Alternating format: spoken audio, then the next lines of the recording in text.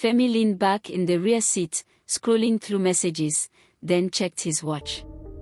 He was heading to the airport, where his private jet waited for an important meeting in Port Harcourt. Up front, his driver steered along a quiet stretch of the Lagos-Shagamu Expressway. Morning haze hung over the road. A horn blasted. The driver glanced in the mirror. His face tightened. A cement trailer was charging toward them far too fast. He slammed on the brake. Nothing. He pumped it again. Still nothing. The truck gained. Panic spread across his face as he fought the wheel.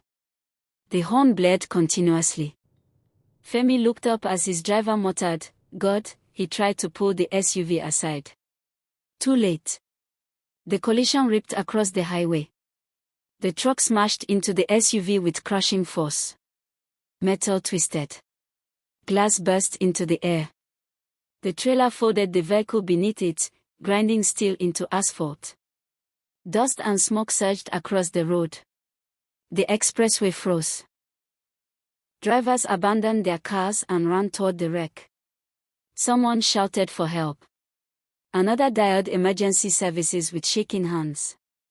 Sirens cut through the chaos minutes later. They lifted him onto a stretcher and rushed him into the ambulance. Doors slammed shut. Sirens wailed as the vehicle sped toward the hospital. Pressure dropping. Get oxygen. Move. For several desperate minutes, the room was full of urgent motion. Then it stopped. The monitor gave a long, flat tone. There was nothing more they could do. Femi was gone. Hours later, far away in the village, Momo stood on the veranda, gazing toward her compound and beyond the Golden Gates. A car drove into the compound. A man stepped out. She watched his face. Something inside her tightened. People do not carry good news with faces like that. He stopped in front of her and lowered his head. "Mama, there was an accident on the expressway." They rushed Femi to the hospital, but the doctors couldn't save him. For a moment, the compound fell silent. Then Mama's scream split the afternoon air. Her hands clutched her chest. The words hit her like stones. She staggered back, shaking her head, refusing to believe. In Lagos, Femi's men moved quickly.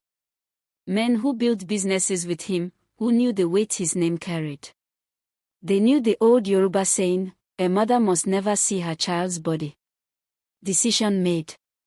Mama would not see the wreck. She would not see him. They would carry that pain themselves. At the Lekki mansion, preparations began. Cars filled the compound. Chairs lined up under chandeliers. Flowers arrived. Candles flickered beside his photograph. That evening, mourners came.